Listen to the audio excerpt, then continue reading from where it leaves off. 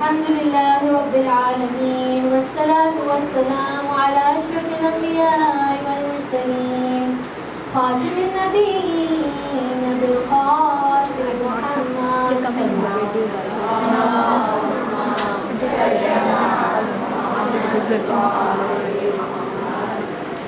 وعلى أهل بيته الطيبين الطاهرين المعصومين المظلومين الذي يذهب الله عنهم الرزق أهل البيت ويطهركم تطهيرا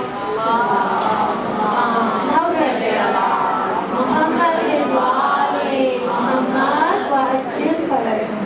You know when I say يطهركم تطهيرا, that is from Hadith Kitab. When Allah is saying, I have chosen to make the Panjatan clean and pure. Okay? So every time we read that line from Hadith Kitab, we do a loud salawat. Can I hear a really loud salawat to get some energy in me?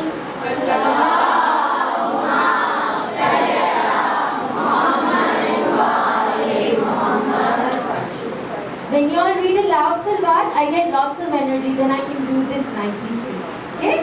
So the better your salawat is, the better you get stories from it. Okay? So yesterday we were talking about how we can take care of ourselves, and we discussed the book of Imam Zainul Abidin, which was, what was it? Risalatul Huquq. What was it? Risalatul Huquq, or the treatise on rights. Okay? So Risalatul Huquq of Imam Zainul Abidin tells us about so many things that we need to do to take care of ourselves. One of them was the right of our tongue. Yes?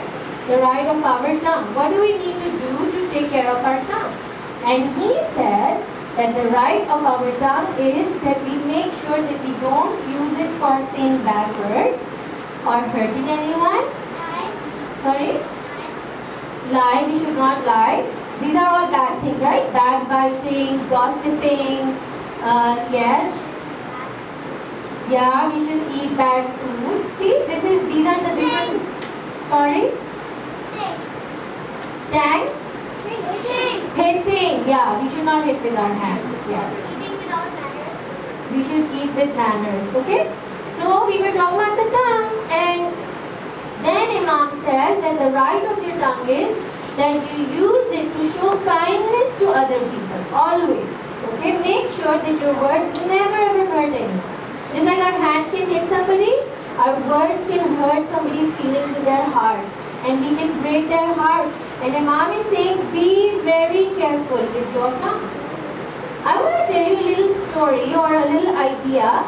This is a Greek monster, and in the Greek mythology they have loads of stories. And this is a picture of a monster called Proteus. Okay? And the special thing about Proteus is that it can become very many different things. So like it can become a tree if it wants, it can become a pebble. It's just a story. It's a fable. And it can become a tree or a pebble or a table or whatever it wants to become, it will become. So one of my teachers said that our tongue is just like this monster. Either it can become beautiful and kind and soft and loving, or it can become harsh and mean and terrible, and it can hurt other people. So our tongue can change with the way we use it, right? So the Holy Prophet sallallahu alaihi wasallam, let's have a loud durood.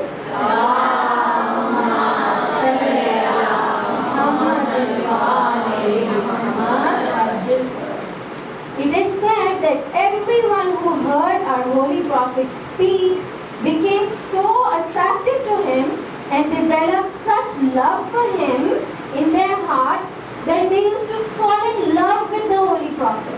And then they wouldn't want to leave him. And the Quraysh of Arabia used to say that the people who fall in love with the Holy Prophet have become subab, they have become infatuated, they've become attached to him in so much love that they never want to leave him. They're walking around him, they're going to his house, they're giving him gifts, and they're telling, oh Prophet, talk to us, we want to hear you. Because his language was so beautiful. Not only was he kind and soft with his words, he used to praise people and he used to never lie. You know, in Arabia, there was hardly anyone who used to never lie. Almost everyone used to be lying. And the Holy Prophet was like the hero of truth in Arabia. So when everyone was lying, the Holy Prophet was probably the only one or one of the very few who was very careful with his tongue. He would really use his tongue with caution and never ever lie. And guess what name he got? What did people call him? Yes. Al-Amin, the Amanatdar, and Sadiq. Amin means he will keep your amanat safe. He will keep anything you give it to him, that please keep my money or my jewelry safe with you. He will keep that safe. But he would also do one more thing. He would be Sadiq, such. Always he would be such. He will never say a lie. So he became famous for being the truthful. And this about the Quraysh and all we know from this man called Ibn Hadil. And Ibn Hadil was also the man who wrote a commentary on Nahjul Balagha. Do you know what Nahjul Balagha is? Does anyone know? Yes? Imam Ali's book of his khutbah, his letters and his sayings. What is a khutbah? Does anyone know what a khutbah is? Yes?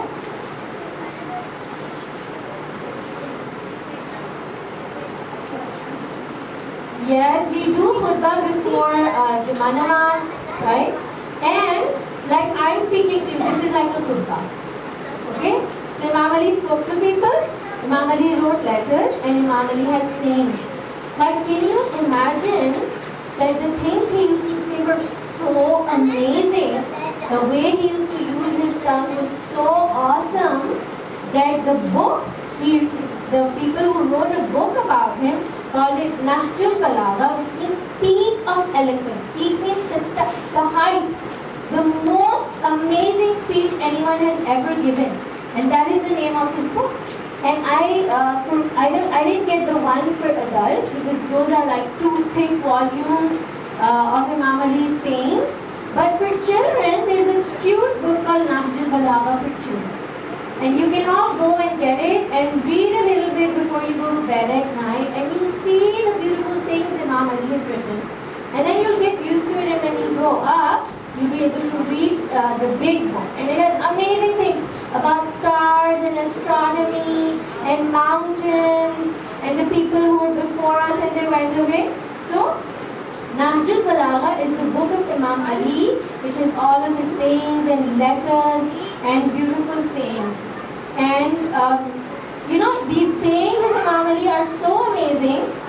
Shall I tell you that since the time Dawn newspaper has started, in the metropolitan section, you can go and ask your parents. On the second page, every day they send a little quote, a little saying from Nahjul Balagha. So this is a picture of the Dawn newspaper, and on the second page, right over here in the corner, they send these reflections. Okay? And it is a saying of Imam Ali, which you can read in the newspaper every day. And it's really good to know things that are happening in the world. You should read the newspaper. And when you're reading it, try to find the reflection every day. And this is just day before yesterday's newspaper. And even online, the Dawn newspaper has e-newspaper. And you should read the news. And on the second page, if you click on reflections, then they will show it bigger for you. It says Hazrat Ali alayhi salam. Right? Let's have a loud durood. Allahumma salli ala Muhammad wa ali Muhammad. He would have an answer. One, people said that they will trick him. So they said, we will ask him a question. It will be the same question. And Imam Ali used to say that, I will give you an answer which is suitable for you. So if 5 people will come to me, he will give 5 different answers, because he will say that answer is suitable for you. It's not suitable for another person. So what happened? That these people who were naughty, 40 of them, they got together and they said, let's test Imam Ali. And what did they do? They came up with a question and they all decided to go and ask Imam Ali. They said, 1 question ke 40 answers to nahi ho sakte. And they did that. And guess what? Every time they went to ask the same question from Imam Ali, they got a different answer, which is so amazing for them. Isn't that awesome? And then one thing, we need to research together. Let's have a salawat for Hassan. Allahumma salli ala Muhammadin wa ali Muhammad wa ajil. See, I love it when you ask questions because then I go home and I read about it and even my knowledge goes up. And I learn so much. So, one man challenged Imam Ali that you have so much power over your language, you have so much control over your tongue. Can you deliver a khutbah, can you deliver a speech that if we write it down in Arabic, there will be no nukte in it. Like Ba has a nukta, Ta has a nukta. You know your Urdu alphabet, right?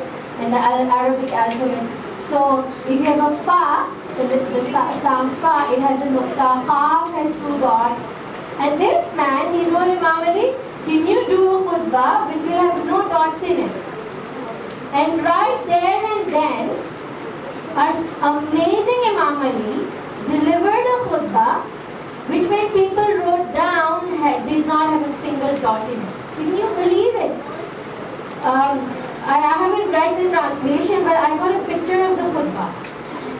And look at it closely. There are no dots in it. There are no dots.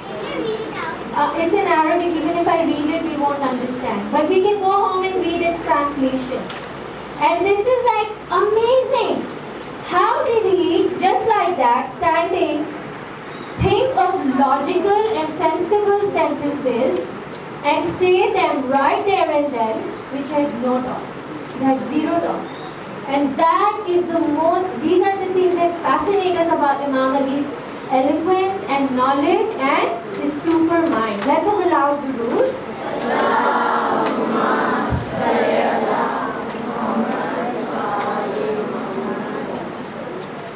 So when I was thinking about telling you all about our tongue, because today's topic was my mouth can't be a volcano, right? And what do volcanoes do? They erupt, right?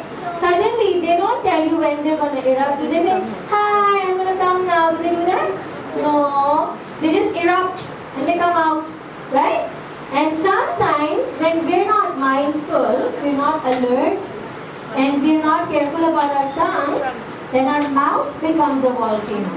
And we start erupting words, right? Sometimes we say words which hurt other people.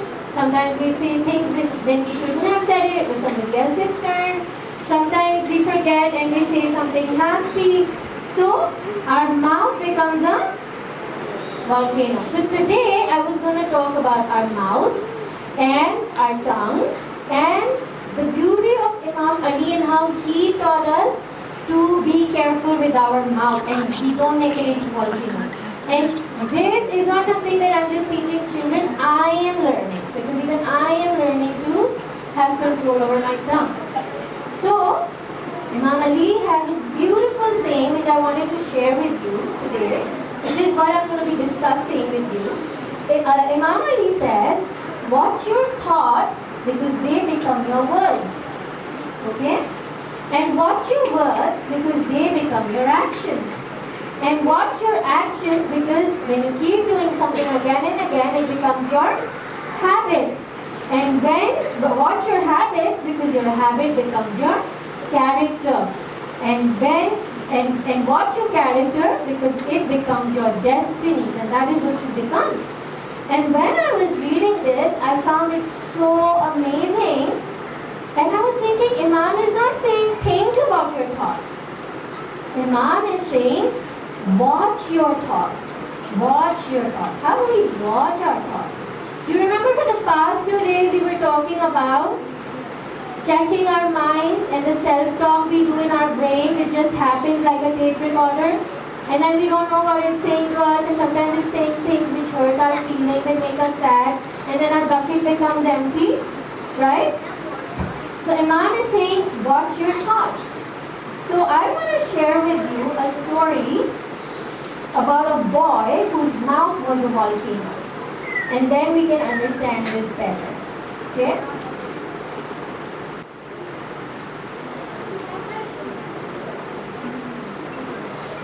Okay. So, this is Felix, and Felix is saying that, my mouth is a volcano, and people complain and they say, oh Felix, come on, be careful in what you say. Do you want to say something? I have that. And he has closed his mouth. But what happens, he's saying, the words in my brain, my mouth, they go into my tummy, and they do a jiggle wiggle, and then they come to my mouth, and they knock on my teeth, and they say, we want to come out, we want to come out, we want to come out. And then I can't help it, and then boom, the words just come out. And he has no control. Yeah, my mouth is a volcano. So if teeth are broken, it come out even easier, right? So this is what happens with him. There's a grumble and a mumble in his tummy, and then there's a jiggle and a wiggle, and then the words just push him at his teeth, and they just come out. And then he just screams, and he takes everybody else's turn, and everybody's looking at him, Felix, come on. So he's saying that my teacher tells me, when you're sitting in the class, please look at me and raise your hand, and when I tell you, then you talk. Okay? But Felix is saying that's too boring. And when the words come to my mouth, I can't stop. So what does he do? Without his turn, he starts. Right? And then, does that show respect to his teacher or the other kids in the class? No, they don't like it. Trees, and Felix thought of the story when he planted trees, and without his turn, he just wanted to tell the whole story. And he just took the turn of his teacher and disturbed the whole story time and started talking. So every time this would happen, the teacher would say, come on, he would get a timeout or whatever. And interrupting, that's not nice. And while his mom is talking, he's like, no, no, no, no. And mom's like, you're still interrupting. And she sends him away to his room. And you think, it's not my fault if my mouth is a volcano. So, the next day something special happened. He has a special student day in school, which means he gets 15 minutes to talk about his favorite things. So first he starts to talk about the fishing trip he had. But what happened? His friend came and started talking about his fishing trip. Interrupting my story. I didn't like that. He was grumpy and angry. Why did he do that? Didn't like it. Then he was talking about his broken leg, and he wanted to show how brave he was. So this is the X-ray he got to school. And you know what happened? Another friend from class came and started showing her broken leg. Like, oh, I have a broken leg too. And he got really upset. He said, why is she interrupting? I don't like this interruption. Friends in school were interrupting me. And they weren't letting me talk. And I didn't like that. And his mama said, now you know how we feel when you interrupt? Like, yeah, but that's not my fault. I just have a volcano in my mouth. So what can I do? You know what his mom said? His mom said, what if your friends also have a volcano in their mouth? I don't think about that. And then he tells him something very special which we're going to talk about. His mother said, next time there's a jiggle and a wiggle and a rumble and a grumble for you to say without your turn, you know what you do? You breathe out. Deep breath, you breathe it out. And then when you want to talk, you breathe in. And you will remember what you have to say. And you'll be able to talk in your turn. And the next time his sister was doing a long girl story, deep breath, breath out. And then when it was his turn, he could breathe in. And he was surprised that he could wait and he could talk in his turn. And after that, he never ever talked without his turn, except the time when he said that his friend would come in his hair, and that was an emergency. That we breathe. We breathe to take a pause, okay? We take deep breaths. take a pause. You know, we are here to make our heart and soul beautiful, but we're also here to make our body beautiful, right? We learned about taking care of our body yesterday. And you know what breathing is? Breathing is the connection between your body and your soul, because when you stop breathing, what happens? It goes away. So when you're breathing, your body and your soul stay connected, but when you stop breathing, the soul goes away and you die. So if you do really good deep breathing, you can do something very special. You can find peace and calm, and you can learn to pause before you talk. Okay? Would you like to learn to do that? That's why today I will be giving you out, sorry you could get colored copies, but I will be giving this flyer out to you guys. And you need to cut these strips out. It says stop, drop, and breathe. Whenever you're feeling upset, angry, stressed out, nervous before a test, you're having a bad day, just stop and drop your stuff, whatever you're thinking, and take deep breaths. Okay? What does deep breathing do? It makes you mindful. Yeah, it makes you feel better. You know how it makes you feel better? Because it gives you peace and calm. See this little girl? She's doing deep breathing. And she's in a Majlis. So what happens is basically is that you need to become mindful, right? To be calm and happy and not shout at people and have control over your tongue, you need to breathe a lot. But we don't breathe. We're breathing, but we don't think, I'm breathing. Do you do that? I don't do that. I'm breathing. Allow me to breathe the heart and if you are aware of your breathing, it can do miracles for you. Now one of the things that we learn from our Imam, and one of the things that we learn from the Quran, from Surah Rahman, you know about Surah Rahman? It's one of the most imaginative stories of the Quran, surahs of the Quran. You know why? Because Allah is talking about all these colorful things, the pearls in the bottom of the ocean. Then I'm going on the road and thinking, okay, but what is Allah really trying to tell us? Allah is telling us to pay attention. I want to share this really special storybook with you. It's such a special storybook that it's not even available on Amazon. It's a very special edition. And this book was made by two friends who reminds me of Surah Rahman and all the beautiful things that Allah taught us. It's called The Boy Who Spoke to the Earth. Now what this book is really telling us is that when you roam around in the earth and you see beautiful things around you, don't just look. It won't give you so much happiness. But if you really concentrate, you can be really happy and calm and stressed. So, there was once a boy who spoke to the earth, and he said, and the earth spoke, and he said, Earth, are you listening? And Earth said, yeah, I'm listening. This is a story, okay? And he said, where can I find happiness? The journey to happiness, my boy, is difficult, but I can show you the way. Are you willing to make the journey? Oh, I am, said the boy. And the ocean, where the waves tower overhead, said the earth. So the boy began to walk. I see the water and the shells, said the boy, but I don't see happiness. Then go to the cliffs. So he goes to the cliffs, and then he says, I see the cliffs, but I don't see happiness. So then go to the forest, where the trees gather together. He goes there, but he doesn't see happiness. And he goes to the desert, but he doesn't really find happiness there either.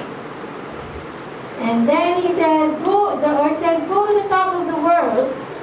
And he goes there, but he doesn't find happiness. Can you find happiness just like that? Go to the place.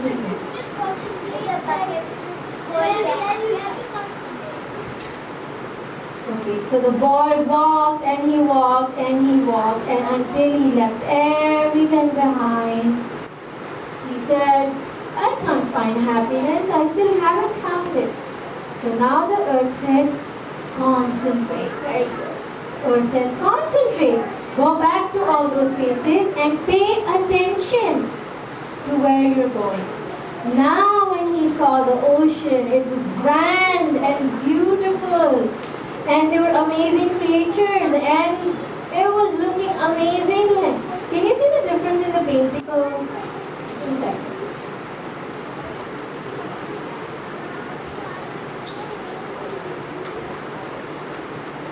See?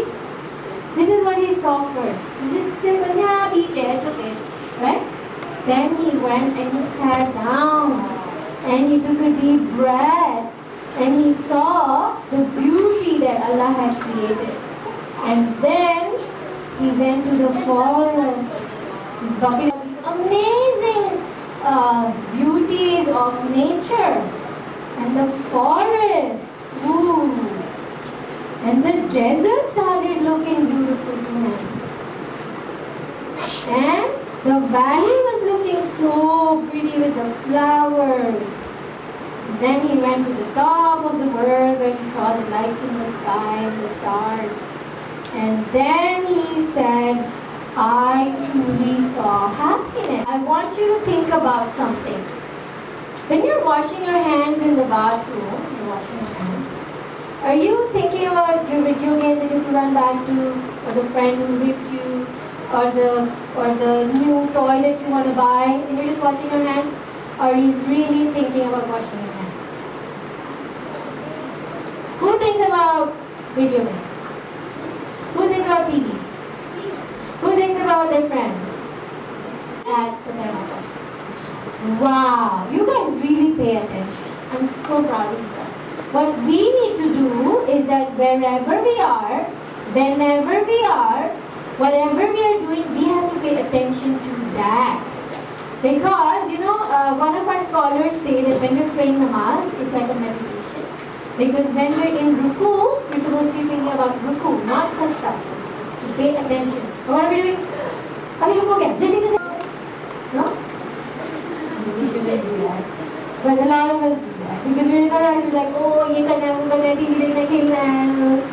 So what are we learning is that when we start paying attention to what we're doing, we start to feel happy really deep inside. Because Allah has filled our heart with a lot of happiness and light, which we can only get when we pay attention. And that is called being mindful or to understand. You see? He's a Buddhist and he meditates. And you know what the scientists wanted to do? They wanted to check what happens to you when your brain is in meditation. So they put all these wires on his head and they wanted to check. And guess what? They were actually taking the currents from our brain. You know there is electricity in our brain. Yeah. They're checking. They found that this man was so alert. He was so wise. He was so amazing. And there were these doctors who did a research into children, and when the children meditated for like a couple of weeks with them, they had a lot of fun doing it. You know what they found? That these children's attention and concentration became awesome. They started doing really well in school. And that is, download this application on your iPad or iPod. It's called Headspace. Okay? And what Headspace does is that every day for 10 minutes, you put your earphones and you sit down and it will teach you what to do. It will take you every day one step ahead with cartoons, with movies, with animations, with lessons, and it will keep talking to you like it's your friend. And you will be able to learn how to meditate within just a few days. Who knows?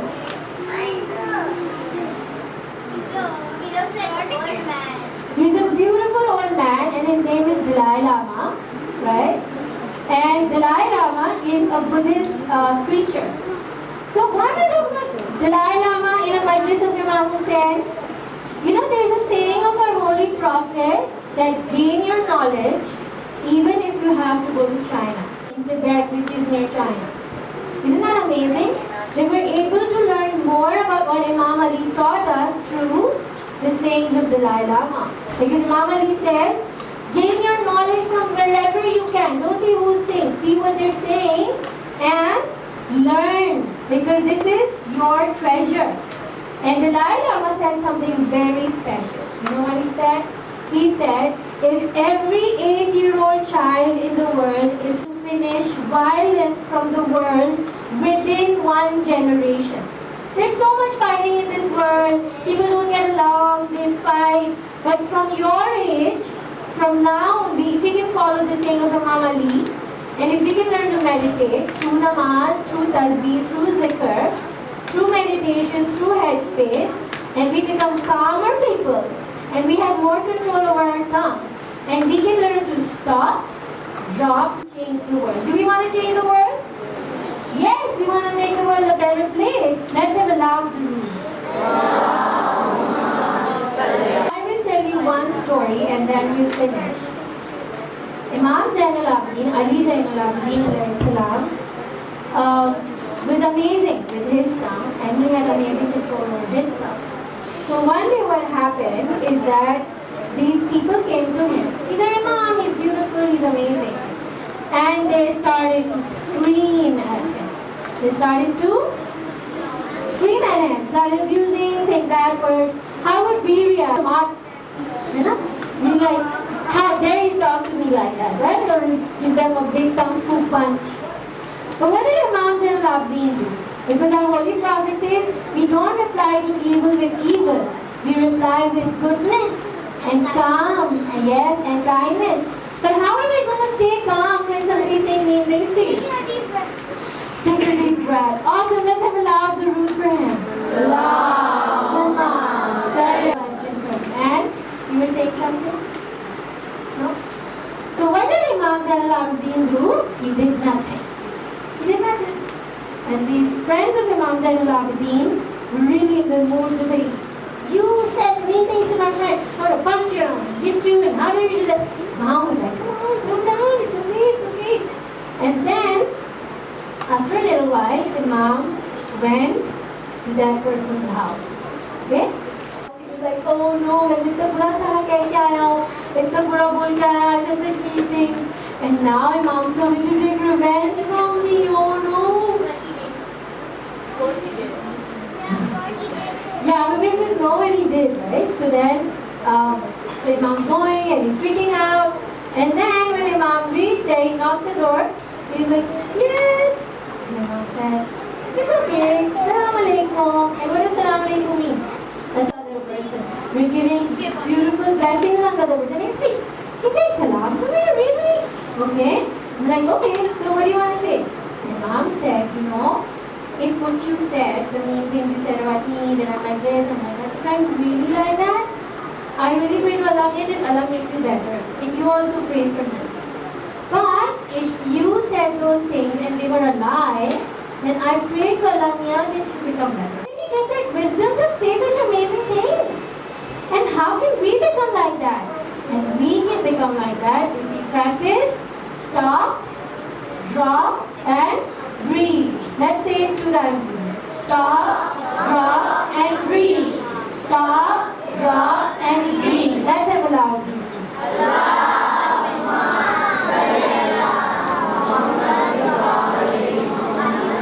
One time I was reading this short story. This man was abusing Imam Bakir. He was like, are you a Bakra? Yeah. And he was like, I heard your mom is just a Bakra. He was like, there's no shame in that. So he was like, she used to be mean to everyone. So he was like, if what you say is true, then may Allah forgive her. If what you say is wrong, then may Allah forgive her. Beautiful. Let's have a loud salawat for him.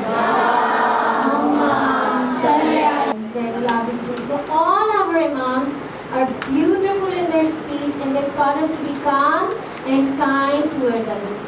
Now let us sit with respect and put our heads down and make a sad face if we can't cry and think about the flames of Karbala and Imam Hussain Ali Akbar. Hazrat Ali Akbar was the eldest son of Imam Hussain and that is why his name was Ali Akbar. Akbar means the biggest. And Hazrat Ali Akbar is really beautiful. And the most amazing thing about Hazrat Ali Akbar was that he looked just like our holy prophet, Hazrat Muhammad sallallahu alaihi wasallam. And Imam Hussain used to love his Nana Hazrat Ali Akbar in his heart. And Imam Hussain was really sad on the day of Karbala when Hazrat Ali Akbar said that he wants to go in the battlefield and fight. Because he was so dear to him. And when Hazrat Ali Akbar was given the permission to go, Imam Ali was in love with Hazrat Ali Akbar. He loved his son so much. And he kept walking behind him. He was so sad. He said, "Oh Allah, this is so difficult for me to let my son go." And Ali Akbar realized that somebody is walking behind my horse. And he turned around and he went back to his father and he said, "Oh my father, we have sent so many people in the battlefield. Why are you coming behind me?"